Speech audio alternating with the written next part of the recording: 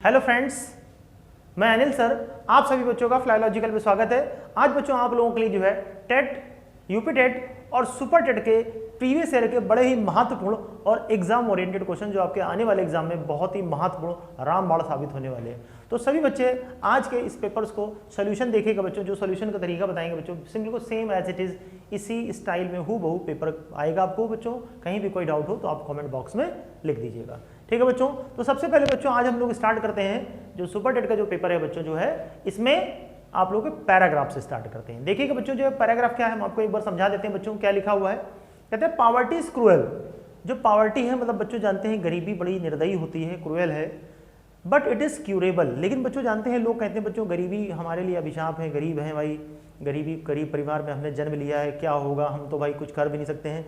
लेकिन बच्चों समझ लीजिएगा, गरीबी जो है वो बच्चों जो है खराब तो होती है, कहने का मतलब क्रूएल तो होती है, बहुत दर्द देती है, लेकिन ये इलाज हो सकता है, क्यूरेबल है बच्चों। क्यूरेबल मतलब ऐसा नहीं कि बच्चों गरीबी को दूर नहीं कर सकते हैं। समझिए बच्चों, हम आपको पैरा समझा रहे हैं, फिर हम आपको इसका आंसर 1 सेकंड में आपका आंसर आ जाएगा अगर समझ में आ गया।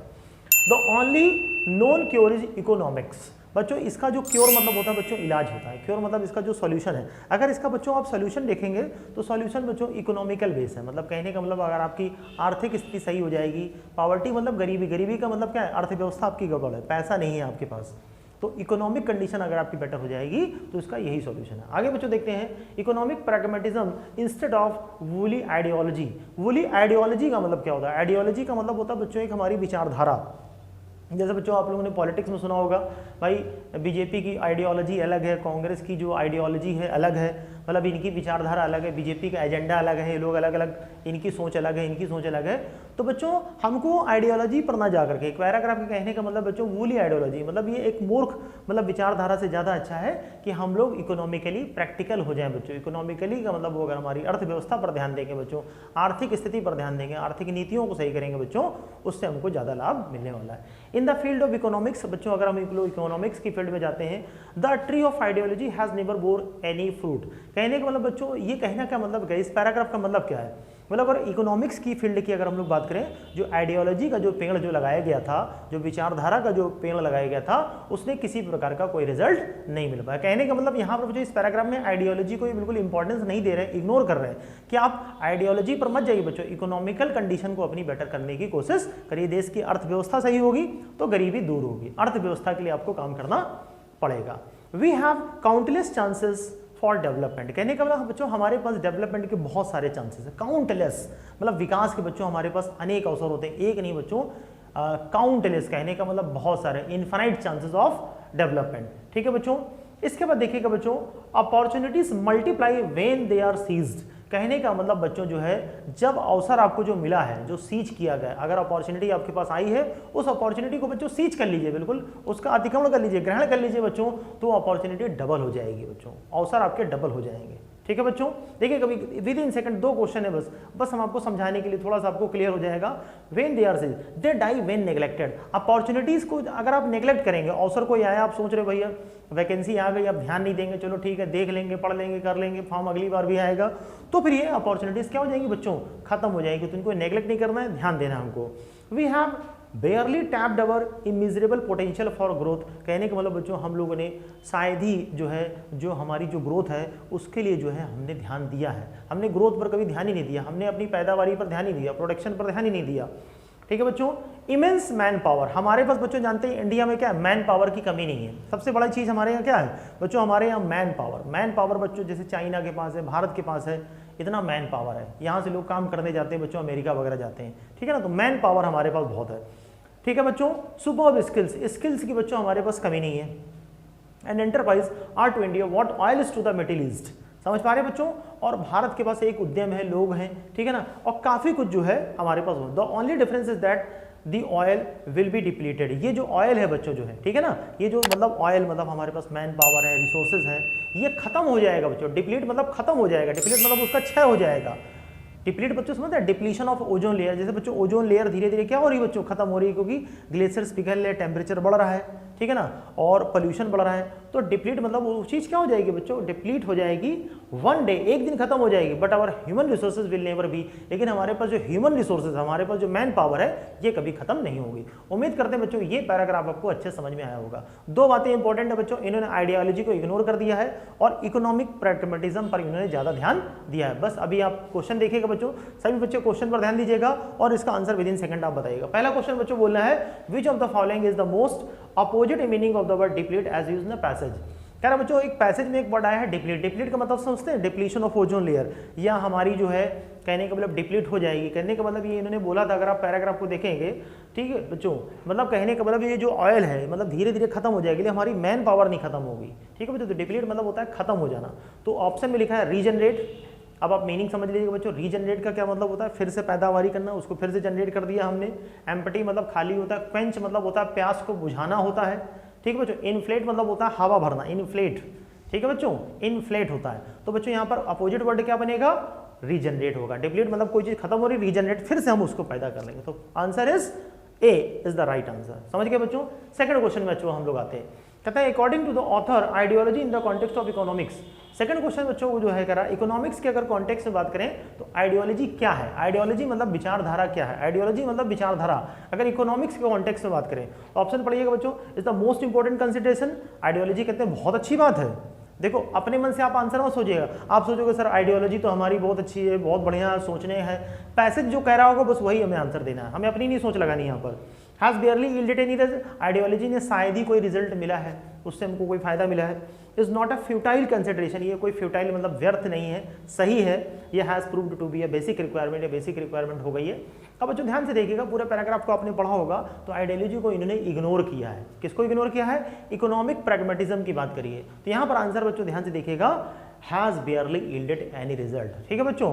मतलब जो आइडियोलॉजी है उससे शायद ही हमको कोई फायदा मिला है, ठीक है बच्चों। अगर मैन पावर पर ध्यान नहीं देंगे तो कोई फायदा नहीं होगा। तो answer B is right answer. Okay बच्चों, ठीक है बच्चों। उम्मीद करते हैं बच्चों ये छोटे से दो क्वेश्चन थे, बहुत ही सिंपल थे। थोड़ा सा अगर आप पेपर पैराग्राफ को पढ़ दे आसानी से आपका आंसर चुटकियों में आ जाएगा। Answer will be at your finger tips if you just pay careful attention to the passage. इसको अगर आप प्रॉपरली रीड करेंगे तो कोई प्रॉब्लम नहीं आएगी बच्चों, ठीक है। अब बच्चों अगला क्वेश्चन में हम लोग आते हैं, ठीक है बच्चों। नेक्स्ट क्वेश्चन बच्चों यह है, ध्यान से देखिएगा बच्चों। अगला क्वेश्चन है, कह रहा fill in the blanks with the correct pronoun in the following से। ये बच्चों पेड क्वेश्चन है, हम आपको एक रूल बता देते हैं सबसे पहले इस क्वेश्चन का। आप लोगों को बच्चों पता होगा बहुत इजी क्वेश्चन होता है, सही। जैसे बच्चों अगर आई के लिए हम लोग कहें तो क्या लगाते हैं, आई के लिए अपने के लिए माई लगाते हैं। जैसे बच्चों कहते हैं मैं अपना काम बहुत ईमानदारी से करता हूँ, आई डू माई वर्क। अगर आपसे पूछा है ही के अपने के लिए क्या लगाते हैं, हिज लगाते हैं। अगर आपसे पूछा है शी के अपने के लिए क्या लगाते हैं, हर लगाते हैं। और दे के अपने के लिए क्या लगाते हैं बच्चों, दियर लगाते हैं। लगाते हैं कि नहीं बच्चों, ये तो ये अपने का मीनिंग देता है, ठीक है बच्चों। तो आपको शायद ये नहीं पता होगा कि वन के अपने के लिए क्या लगाते हैं। तो वन के अपने के लिए ये वन से लगाया जाता है बच्चों, ध्यान रखिएगा, ओ एन, याद रखिएगा बच्चों, ये वन से मत लगाइएगा, ये गलत होता है, ठीक है बच्चों। ये वन से मत लगाइएगा बच्चों, ये यहाँ के लिए नहीं होगा। वन के अपने के लिए क्या आएगा बच्चों, वंस आ जाएगा। अब आप आंसर देखिए बच्चों, आंसर आपके टिप्स पर होगा बच्चों, ध्यान से देखिएगा। कह रहा है आप ध्यान से देखिए, with the correct pronoun in the one should love, option दिया है बच्चों कंट्री, हर व्यक्ति को अपने देश से प्यार करना चाहिए। आंसर आपकी आंखों के सामने है, C is the right answer. One should love one's country, O N E apostrophe S. Next बच्चों आते हैं हम लोग, अगला क्वेश्चन ध्यान से देखिएगा बच्चों। अगला क्वेश्चन बच्चों जो क्वेश्चन है वो related to direct and indirect speech, ठीक है बच्चों। अगला क्वेश्चन बच्चों डायरेक्ट और इनडायरेक्ट से रिलेटेड है। ओके बच्चों, अगला क्वेश्चन हमारा नरेशन से रिलेटेड है बच्चों, डायरेक्ट नैरेटिव। बड़ा आसान क्वेश्चन होता है बच्चों, अगर आप थोड़ा सा पढ़ा होगा आपने। देखिए identify the direct narration of the sentence. आपको बच्चों डायरेक्ट से इनडायरेक्ट बनाना सीखा होगा, और उल्टा भी होता है बच्चों, इनडायरेक्ट से डायरेक्ट बनाना। तो यहाँ पर ये पूछ रहे हैं बच्चों कौन सा सेंटेंस है जो बच्चों डायरेक्ट स्टेटमेंट है। इनडायरेक्ट इन्होंने दे रखा है, आपको डायरेक्ट स्टेटमेंट बताना है। तो देखिए क्वेश्चन को पढ़ लीजिएगा बच्चों। Atul informed his friend, Atul ने अपने फ्रेंड को इन्फॉर्म किया था that he could make use of his bike while he was away, ठीक है ना। अपने फ्रेंड को इस बात के लिए सूचना दे दी थी कि वो जो होगा अपनी बाइक का प्रयोग कर लेगा जब वो वहां पर नहीं होगा। तो सिंपल सी बात है बच्चों, सेट टू लगा हुआ है, आपको डायरेक्ट में बताना है तो कॉमा इन्वर्टेड कॉमा लगेगा। तो ऑप्शन देखिए कॉमा इन्वर्टेड कॉमा लगभग सभी जगह लगा है। और एक चीज ध्यान रखिएगा बच्चों, इनडायरेक्ट में इन्होंने लगाया है कुड, तो इसका मतलब कहीं ना कहीं कैन हमको मिलेगा। तो कैन वाला ऑप्शन देख लीजिए बच्चों, हमें लगता है एक ही ऑप्शन लिखा है कैन वाला। अगर सी ऑप्शन पर विचार करिए बच्चों, Atul said to his friend, Atul ने अपने मित्र से कहा, कॉमा इन्वर्टेड कॉमा लगा है यू और फिर कैन लगा है, तो इसका मतलब कुड हुआ होगा, तो you can make use of my bike while I am away, answer C is the right answer. मुझे उम्मीद है कि बच्चों ये पॉइंट आपको समझ में आ गया होगा। ठीक है बच्चों, अगला हम लोग आते हैं बच्चों, identify the parts of speech. बच्चों ये टॉपिक है, ठीक है ना, किसी को हो सकता है कम समझ में आया हो, लेकिन ध्यान दीजिएगा, कहीं कोई डाउट होगा हम आगे आपको बताएंगे। Identify the parts of speech of the underlined word in the following sentence. बच्चों अगला जो क्वेश्चन है उसमें एक सेंटेंस दिया हुआ है, ऐसे क्वेश्चन आपको हम बता दें बच्चों, टेट में, यूपी टेट और सुपर टेट के जो एग्जाम होते हैं बच्चों, बहुत पूछा जाता है, पूछ देता बच्चों, सेंटेंस देगा इसमें कौन सा पार्ट है, ये नाउन है कि प्रोनाउन है कि एडजेक्टिव है कि वर्ब है कि एडवर्ब है, तो इसका बेसिक ज्ञान है बच्चों, बेसिक ज्ञान होना बहुत जरूरी है बच्चों। इसकी भी हम आपके लिए एक अलग लेक्चर लेकर के आएंगे कि कैसे हम लोग आइडेंटिफाई करते हैं पार्ट ऑफ स्पीच को, लेकिन यहाँ पर बच्चों अभी हम आपको इसका आंसर समझाएंगे। क्वेश्चन लिखा है, he is intelligent enough to solve this question. ठीक है बच्चों, यहाँ पर इनफ में अंडरलाइन है बच्चों, ध्यान से देखिए, क्वेश्चन बहुत आता है, इनफ में अंडरलाइन है और आपसे पूछेगा बच्चों ये कौन सा पार्ट ऑफ स्पीच है। ध्यान से देखिएगा बच्चों, इंटेलिजेंट के बाद इनफ आया है, याद रखिएगा बच्चों, इनफ जो होता है दो रूपों में काम करता है। अब हम आपको थोड़ा समझा देते हैं, इनफ या तो बच्चों एडजेक्टिव होगा या तो एडवर्ब होगा, बस दो ही काम करेगा बच्चों, या तो एडजेक्टिव का काम करता है या तो एडवर्ब होगा, इतना आप याद कर लीजिएगा जिसको ना पता हो, या तो एडजेक्टिव होगा या तो एडवर्ब होगा। एडजेक्टिव कब होगा, जब ये नाउन के पहले आएगा, जब यह नाउन के पहले आएगा, एक सिंपल सा पॉइंट है, जब ये नाउन के पहले आएगा तो ये एडजेक्टिव हो जाएगा। ठीक है बच्चों, जैसे हमने कह दिया इनफ टाइम, मेरे पास टाइम बहुत है, पर्याप्त समय, तो बच्चों एडजेक्टिव हो गया। अगर ऐसा नहीं है, एडजेक्टिव के बाद आता है बच्चों, एडजेक्टिव के बाद आता है या एडवर्ब के बाद आता है, तो ये बच्चों एडवर्ब होता है। ठीक है बच्चों, एक केस होता है जब ये नाउन के पहले आएगा तो एडजेक्टिव हो जाएगा। ध्यान से देखिए, ऐसा कोई केस नहीं कि नाउन के पहले आ रहा है, सीधा एडजेक्टिव के बाद आ रहा है, तो इनफ का यहाँ पर पार्ट ऑफ स्पीच क्या होगा बच्चों, एडवर्ब होगा, या तो एडवर्ब होता है तो एडजेक्टिव हो, ज्यादातर केसेस में आपको एडवर्ब ही मिलेगा, यहाँ पर एडजेक्टिव नहीं है, तो इनफ क्या है बच्चों, इसका पार्ट ऑफ स्पीच एडवर्ब है। आंसर फर्स्ट, मतलब ए इज द राइट आंसर। ठीक है बच्चों, अगला क्वेश्चन आते हैं, बहुत बेसिक क्वेश्चन है बच्चों, बेसिक क्लियर होना चाहिए। Find out the subject in the following sentence, मतलब ऊपर ये तो बहुत हलवा है बच्चों, ठीक है ना, इसमें बता रहा है इसमें सब्जेक्ट क्या है, सिंपल सा क्वेश्चन है, टेक्निकल क्वेश्चन पूछ रहा है आपसे, बस कोई और सॉल्व नहीं करवा रहा, इसमें सब्जेक्ट पूछ रहा है। सब्जेक्ट मतलब क्या होता है बच्चों, जो काम को करता है, doer of action that is subject, जो कार्य को करता है वही तो सब्जेक्ट होता है। ठीक है बच्चों, कह रहा है on the top of the hill lives a hermit, on the top of the hill मतलब हिल के टॉप पर, जो पहाड़ी है उसके टॉप पर लिव्स अ हर्मिट, हर्मिट मतलब एक साधु रहता है। कौन रहता है बच्चों, साधु रहता है, तो रहने का काम कौन कर रहा है, साधु कर रहा है, तो सब्जेक्ट क्या हो गया, जो काम को कर रहा है, लिविंग का काम कर क्या कर रहा है, हर्मिट, तो सब्जेक्ट क्या होगा बच्चों, हर्मिट। हर्मिट कहाँ लिखा हुआ बच्चों, ऑप्शन बी, तो option B is the right answer. कुछ भी समझा नहीं समझ, बहुत बेसिक क्वेश्चन है, जो काम को करेगा वही सब्जेक्ट होगा, तो रहने का काम कौन कर रहा है, हर्मिट। अगला question, in the following change the verb to the past tense. आपको जो वर्ब लिखा बहुत बेसिक है, मतलब मोस्ट बेसिक, कक्षा 3 की क्लास का बच्चा भी अगर कायदे से पढ़ेगा तो बता लेगा। कह रहा है वर्ब को पास्ट टेंस बताना है। She hides her face for shame, ठीक, वो अपना चेहरा छुपा लेती है क्योंकि उसको शर्मिंदगी होती है। आपको बच्चों अगर पता होगा हाइड, ठीक है बच्चों, सिर्फ पास्ट टेंस से पूछ रहा है वर्ब, वर्ब क्या है बच्चों, यही तो है हाइड। हाइड मतलब क्या होता है, छिपना या छिपाना, हाइड मतलब क्या होता है बच्चों, छिपना या छुपाना। बच्चों इसकी इंग्लिश बहुत सिंपल आती है, यूपी टेट और सुपर टेट की बस यही सब पूछता है, कौन सा पार्ट ऑफ स्पीच है, कौन एक्टिव है, कौन पैसिव है, कौन डायरेक्ट है, कौन इनडायरेक्ट है, थोड़ा बेसिक क्लियर कर लीजिए, ऐसी क्लासेस हम आपको देते रहेंगे। हाइड मतलब छिपना या छिपाना, पता है बच्चों, ये फर्स्ट फॉर्म होती है, ठीक है ना, इसकी सेकंड फॉर्म हिड होती है बच्चों, ठीक है, और थर्ड फॉर्म होती है इसकी होती है हिडन। तो हाइड की सेकंड फॉर्म मतलब पास्ट फॉर्म हिड होती है, थर्ड फॉर्म हिडन होती है।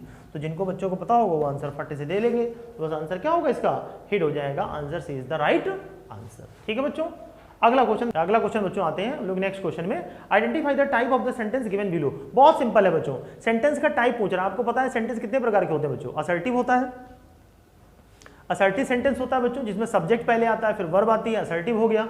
इंट्रोगेटिव होता है जिसमें हेल्पिंग वर्ब पहले आ जाती है या WH वाला बन जाता है बच्चों, इंट्रोगेटिव हो जाता है। इंपरेटिव सेंटेंस क्या होता है, जिसमें वर्ब से स्टार्ट हो जाती है, डू योर वर्क, अपना काम करो, इन्फॉर्म द पुलिस, ये इंपरेटिव हो जाता है। एक होता है बच्चों एक्सक्लेमेटरी, जिसमें सडन फीलिंग्स ऑफ माइंड, और एक्सक्लेमेटरी को पहचानने का बहुत सिंपल तरीका है, बताओ बच्चों, मार्क ऑफ एक्सक्लेमेशन लगा होता है और थोड़ा सा सडन फीलिंग्स ऑफ माइंड, थोड़ा आश्चर्य होता है, ठीक है ना, आश्चर्य की बात कर देता है, या सुख है, दुख है, अचानक खुर्रे, हम जोश आ गया बिल्कुल जो है, ठीक है ना भाई, ही पे फुर्रे हुर्रे, मैं जीत गया हूँ, मैं ब्रावो, शाबाशी, और ये पहचान भी होती है बच्चों एक्सक्लेमेटरी की। तो बहुत सिंपल है, अगर इसको भी इतना भी पता होगा तो आप आंसर बता सकते हैं। देखिए क्वेश्चन क्या आ रहा है, हाउ वेल सी सिंग्स, देखिए हमारे को कह रहा है कितना अच्छा वो गाती है, कितने अच्छे से गाती है, एक आश्चर्य की बात कर रहा है, तो कौन सेंटेंस हो जाएगा बच्चों, क्या डिक्लेरेटिव होगा, नहीं होगा, डिक्लेरेटिव कंफ्यूज मत होइएगा, जो असर्टिव होता है वही डिक्लेरेटिव होता है, ठीक है, तो ये नहीं होगा। इंपरेटिव होगा नहीं, इंट्रोगेटिव होगा नहीं, एक ही बचा एक्सक्लेमेटरी, कैसा सेंटेंस हो गया बच्चों? एक्सक्लेमेटरी। ओके बच्चों, let's move on to the next question. बहुत बेसिक है बच्चों, बहुत ही बेसिक, मतलब थोड़ा सा आपने ध्यान से पढ़ा नहीं, आपके लगभग ऑलमोस्ट जितने भी नंबर होंगे 10 के क्वेश्चन अगर आ रहे हैं बच्चों तो 10 में से लगभग 10 भी ला सकते हैं। 9 तो पक्के हैं आपके, एक अगर आप गलती ना करें। विच of the following sentence is correct? यार 4 सेंटेंस दिए हैं, इसमें सही कौन सा है? He is an European citizen. आपको पता है बच्चों यूरोपियन क्या बच्चों इसके पहले कौन सा आर्टिकल आता है? क्या एन आता है? नहीं आता है, इसके पहले ए आता है। यूरोपियन में बच्चों या होता है। या कौन सी साउंड होती है? कॉन्सोनेंट साउंड होती है, और कॉन्सोनेंट साउंड होती है तो ए। तो पहला बिल्कुल गलत है, ठीक है बच्चों। सेकंड दिया है एन 1 रुपी, इसमें वाह साउंड आ रही है बच्चों, वाह का मतलब भी क्या होता है बच्चों? ये भी कॉन्सोनेंट साउंड होती है, इसके पहले भी ए आता है, इसमें भी गलत हो गया बच्चों। एन 1 रुपी नहीं होगा। तीसरा दिया I donated an unit of blood, I unit of blood होगा, ये भी गलत है। चौथा आंसर दिया an FIR was lost against him, उसके खिलाफ FIR, ठीक है बच्चों, ए आ रहा है तो FIR बिल्कुल सही है तीसरा वाला। चौथा option D option is the right answer. उम्मीद करते हैं बच्चों ये लेक्चर आपको पसंद आया होगा, ठीक है बच्चों। Thank you so much. Like share subscribe जरूर करें बच्चों।